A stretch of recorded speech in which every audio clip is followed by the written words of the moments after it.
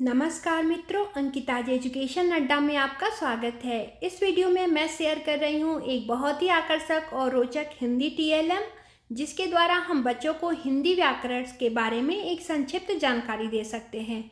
हिंदी व्याकरण के अंतर्गत हम पढ़ते हैं संज्ञा, सर्वनाम, क्रिया, विशेषण, लिंग, वचन, कारक, काल, शब्द, मुहावरे, अलंकार, रस, छंद, समास और संधि।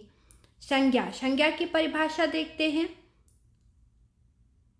किसी व्यक्ति, वस्तु, स्थान या भाव इत्यादि के नाम को संज्ञा कहते हैं। जैसे भरत, व्यक्ति का नाम हुआ भारत, स्थान का नाम हुआ बचपन, भाव का नाम हुआ सर्वनाम। संज्ञा के स्थान पर प्रयुक्त शब्द सर्वनाम कहलाता है। जैसे मैं, वह, तुम, वे, आप, हम इत्यादि। क्रिया, जिस शब्द से किसी कार्य के किए जाने का बोध हो उसे क्रिया कहते हैं। जैसे दौड़ना, पढ़ना, हंसना, लिखना, खाना, पीना इत्यादि।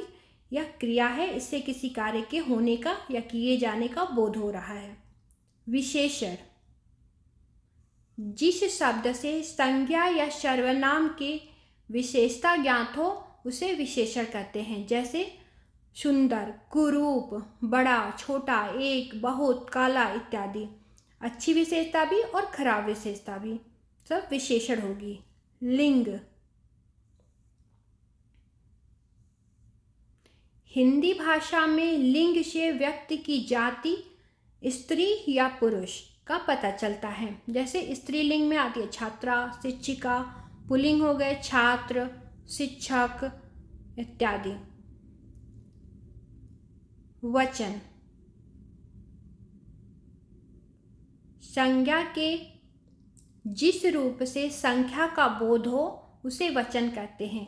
जब एक संख्या में हो उसे एक वचन और एक से अधिक वस्तु बहुवचन। जैसे तारा, एक है तो तारा, बहुत सारे हैं तो तारे, तितली, तितलियां। कारक, संज्ञा या सर्वनाम के जिस रूप से वाक्य के अन्य शब्दों के साथ उसके संबंध का बोध होता है उसे कारक कहते हैं। कारक 8 प्रकार के होते हैं।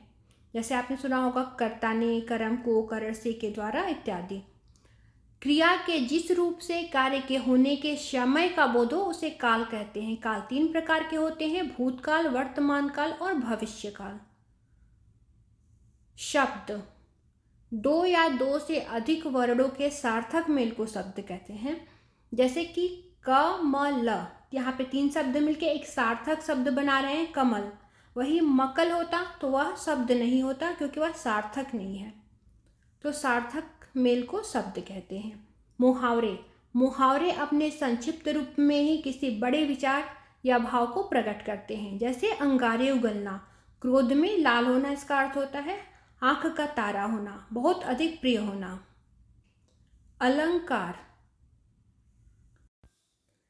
अलंकार कविता के सौंदर्य को बढ़ाते हैं। अलंकार बहुत प्रकार के होते हैं, अनुप्रास अलंकार, यमक अलंकार, रूपक अलंकार। एक उदाहरण है कनक कनकते शौगुन, यह अनुप्रास अलंकार। साहित्य को पढ़ने, सुनने या नाटक आदि को देखने में जो आनंद की अनुभूति होती है उसे रस कहते हैं। यह हिंदी व्याकरण का एक बहुत ही महत्वपूर्ण हिस्सा है। रस, श्रृंगार रस, यह एक उदाहरण है रस का। वर्णों या मात्राओं के नियमित संख्या के विन्यास से यदि आह्लाद पैदा हो उसे छंद कहते हैं।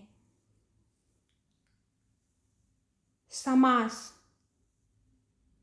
जब 2 या 2 से अधिक शब्दों को मिलाकर एक छोटा संक्षिप्त शब्द बने उसे समास कहते हैं। जैसे राजा का पुत्र, राजपुत्र, प्रत्येक दिन, प्रतिदिन, धन से हीन, धनहीन।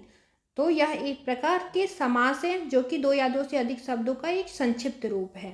संधि, 2 निकटवर्ती वर्णों के परस्पर मेल से जो परिवर्तन होता है उसे संधि कहते हैं। जैसे देव प्लस इंद्र को मिला के बनता है देवेंद्र। शु प्लस आगत, स्वागत। सूर्य प्लस उदय, सूर्योदय। उम्मीद है आपको यह वीडियो पसंद आई होगी। धन्यवाद।